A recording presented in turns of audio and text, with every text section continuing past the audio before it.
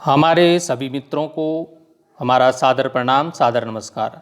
मित्रों, आज के इस वीडियो में हम संस्कृत विषय के अंतर्गत स्वर संधि बोधक चक्र का अध्ययन करेंगे। इस चक्र के माध्यम से आपको स्वर संधि के अंतर्गत जो संधियां आती हैं उनका संधि विच्छेद या संधि करने में आसानी होगी और आप थोड़े ही समय में ये समझ जाएंगे कि किस प्रकार से इन संधियों के नियम क्या होते हैं, इनके सूत्र क्या होते हैं, इनका नियम क्या होता है, इनका सिद्धांत क्या है और इसके उदाहरण भी हम आपको यहाँ पर समझाएंगे। मित्रों, इस वीडियो को पूरा अवश्य देखें, तभी आप इस स्वर संधि के भेदों को अच्छी प्रकार से समझ पाएंगे और संस्कृत विषय में संधि बहुत ही अनिवार्य प्रकरण के अंतर्गत आता है। तो सबसे पहले हम प्रारंभ करते हैं दीर्घ संधि, जो स्वर संधि का एक रूप है। दीर्घ संधि, दीर्घ संधि जैसे कि पता है दीर्घ होता है बड़ा, तो यहाँ पर जो संस्कृत में इसका सूत्र है वो है अकः सवर्णे दीर्घः। अब इसका जो नियम है वो है कि हर्ष जो स्वर होता है या दीर्घ जो स्वर होता है उसमें अ, ई, उ, री से हर्ष या दीर्घ अ, ई, उ, री मिलने पर वो दीर्घ हो जाता है, अर्थात बड़ा हो जाता है। अब ये समझ लीजिए नियम है कि यदि अ, ई, उ, री में प्लस हो जाए, अ, ई, उ, री, ये इसमें प्लस हो जाए तो वो दीर्घ हो जाएगा। ये इसका नियम है। अब यहाँ पे सिद्धांत समझ लीजिए, यदि आपके पास उसमें अ, आ है और उसमें प्लस अ, आ होगा तो वो क्या हो जाएगा, दीर्घ हो जाएगा, आ हो जाएगा। इसी प्रकार से यदि आपके पास छोटी ई और बड़ी ई है और उसमें प्लस छोटी ई बड़ी ई प्लस हो जाए तो वो बड़ी ई अर्थात दीर्घ स्वर हो जाएगा। ये दीर्घ संधि का नियम है। अब यदि ऊ और बड़ा ऊ है उसमें प्लस करेंगे, छोटा ऊ बड़ा ऊ, तो वो भी दीर्घ वाला बड़ा ऊ हो जाएगा। इसी प्रकार से री, री, री, जो भी इनको यदि हम प्लस करेंगे तो ये री हो जाएगा। तो ये दीर्घ सिद्धांत है दीर्घ संधि का। उदाहरण हम देख लेंगे, जैसे कि हमने यहाँ पहला जो सिद्धांत दिया आ हो जाएगा। हमारे पास शब्द है पुस्तक। अब पुस्तक में जो अंतिम क है उसमें जो स्वर है वो अ जुड़ा हुआ है, कहने का अर्थ उसमें अ है। अब दूसरा जो आलय है इसका प्लस आलय, आलय में अ पहले से यहाँ दिया हुआ है, तो अ और जब आ प्लस हो जाएगा तो वो क्या बनेगा, पुस्तकालय। तो आ की मात्रा स्वतः ही क पे, यहाँ पे पुस्तक था और पुस्तका हो गया पुस्तकालय। इसी प्रकार से जो रवि और इंद्र है वो इस सिद्धांत के हिसाब से क्या हो जाएगा, छोटी ई वाला और छोटी ई वाला जुड़कर बड़ी ई वाला रवींद्र यहाँ पर बन जाएगा। इसी प्रकार से आगे देखेंगे, ऊ और ऊ ये जोड़ करके बड़ा ऊ बन जाता है। तो हमारे पास जैसे भानु है, भानु में क्योंकि छोटे ऊ की मात्रा यहाँ पर नू में लगी है तो ये छोटा ऊ हो गया। उसके बाद आगे उदय है, तो उदय में छोटा ऊ है, तो छोटा ऊ, ये छोटा ऊ जोड़ करके बन गया बड़ा ऊ। तो जब हम भानुदय संधि करके लिखेंगे तो उसमें बड़े ऊ की मात्रा आ जाएगी, भानुदयः यहाँ पर हो जाएगा। इसी प्रकार से यहाँ पर अगला शब्द हमारे पास है मातृ प्लस हो गया ऋणम, तो ये मातृ ऋणम इस प्रकार से बनेगा। इसमें दो री यहाँ पर बड़ी मात्रा यहाँ पर आप देखेंगे त्रि में, यहाँ पर दिखाई दे रहा होगा जो त्रि में है वो री की मात्रा डबल यानी कि दीर्घ हो गई है। इसी प्रकार से अब हम दूसरे जो संधि हमारे पास आती है वो है गुण संधि। गुण संधि इसका सूत्र है आद्गुणः।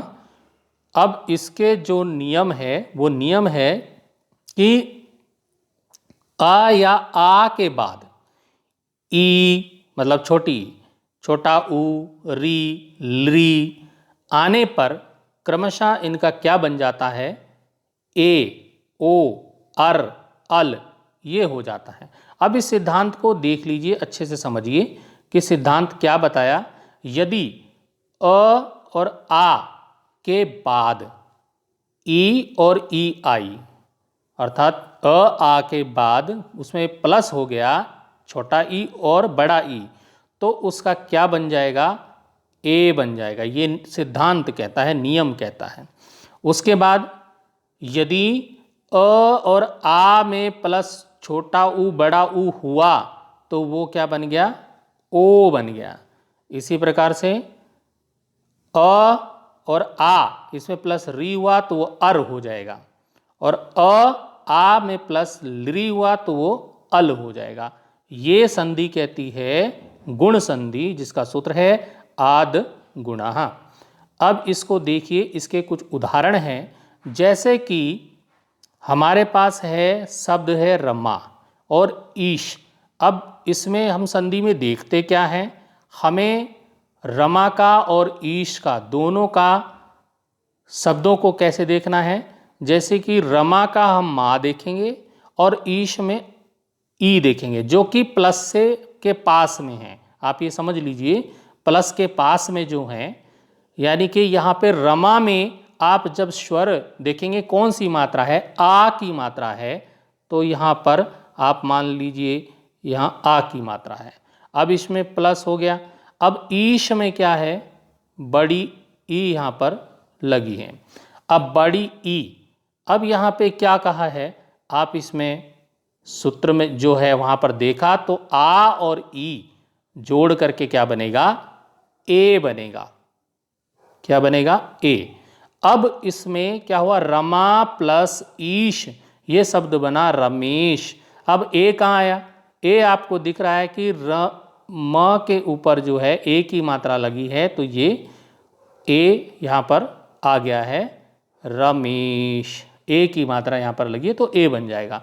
इसी प्रकार से जब आगे हम दूसरे उदाहरण में चलेंगे, दूसरा क्या कह रहा है हमारे पास कि अ आ प्लस ऊ ये क्या बन जाएगा, ये बन जाएगा ओ। तो अब यहाँ पे देखिए ओ कहाँ बना, हमारे पास शब्द है सूर्य प्लस उदय। अब सूर्य में आ आया, सूर्य अ और ऊ, आ और ऊ, यानी कि यहाँ पे बताया था अ और ऊ आने पे क्या हो जाएगा, ओ हो जाएगा। तो जब शब्द बना सूर्योदयः, तो यहाँ पर आप देखिए योदयः, ओ यहाँ पे आ रहा है, सूर्यो ओ की मात्रा आ गई है, सूर्योदयः। इस प्रकार से आगे हम देखेंगे, जैसे कि आ में री अगर जुड़ी हो कहीं तो वह अर हो जाता है।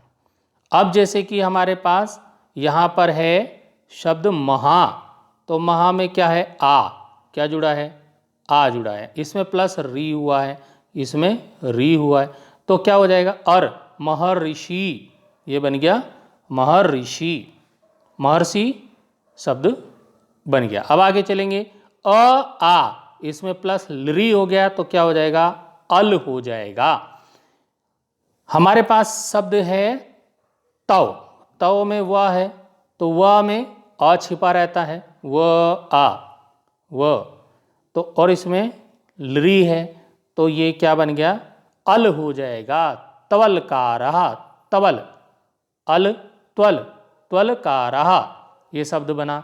इसी प्रकार से अगला जो संधि हमारे पास है वो है यण संधि। अब यण संधि में क्या है, इसका जो सूत्र होता है मित्रों वो है इको यणचि, इसका सूत्र है इको यणचि। अब इसमें क्या क्या होता है ये देख लीजिए। इसका जो नियम है वो है छोटा ई और छोटा ऊ यानी ई ऊ री के बाद असमान स्वर आने पर, यह चीज नोट कीजिएगा, असमान स्वर आने पर क्रमशः व य व र ल हो जाता है। ध्यान दीजिएगा, यदि, अब हम सिद्धांत में यहां पे देखते हैं कि यदि ई, छोटी ई बड़ी ई इसमें जुड़ जाए असमान स्वर तो क्या हो जाएगा, यह हो जाएगा। छोटा ऊ बड़ा ऊ में जुड़ जाए असमान स्वर तो वह हो जाएगा। री में जुड़ जाए असमान स्वर तो र हो जाएगा। री और में असमान स्वर जुड़ेगा तो ल हो जाएगा। अब किस प्रकार से, उदाहरण में हम समझेंगे। इति प्लस आदि, अब ई क्योंकि छोटी ई की मात्रा, इति में क्या है, छोटी ई की मात्रा है, तो हमारे पास यहां पर इति आदि इत्यादि, क्योंकि या बनना है उसने, इत्यादि। अब या कहाँ दिख रहा है, देख लीजिए कहाँ दिख रहा है। अब इसमें इति में छोटी ई की मात्रा है और आ ये है, तो ई और आ जुड़ करके या बना, इत्यादि या, यहाँ पे दिख रहा होगा आपको या, तो इत्यादि। इसी प्रकार से अगला हमारे पास जो शब्द है वह है सु।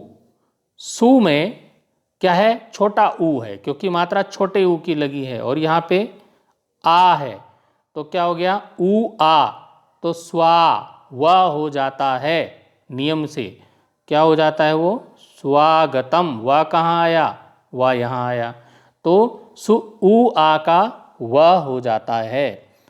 अगले उदाहरण में चलेंगे। पितृ, अब इसमें क्या है, पितृ आज्ञा, री, पितृ री की मात्रा है, आ, री और आ का बन जाता है, क्या बन जाता है, क्या बन गया, पित्राज्ञा बन गया। तो क्योंकि उसका र हो जाता है, इसमें दिया है पित्रा बन गया उसका।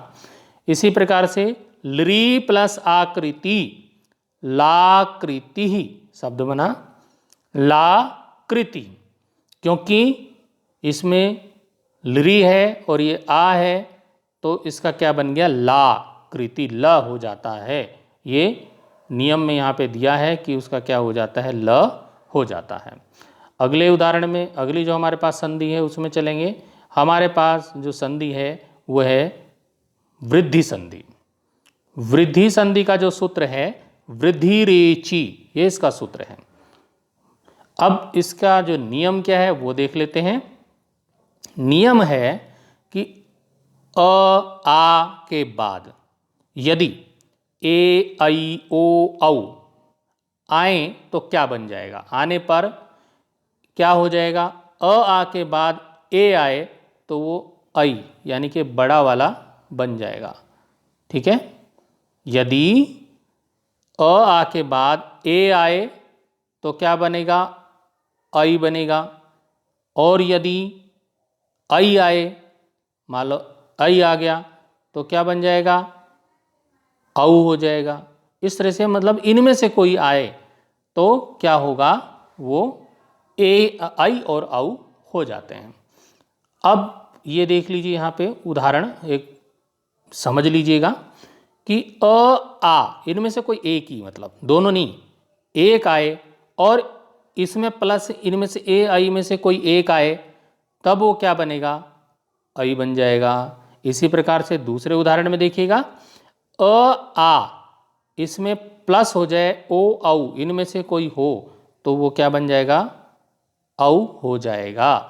अब यहाँ पर उदाहरण हम देखते हैं, जैसे कि हमारे पास उदाहरण है तथा एव, तो क्या हो जाएगा, तथेव। महाऔषधम, महोषधम। अब ये यहाँ पे औ की मात्रा आ गई, यहाँ ऐ की मात्रा आ गई।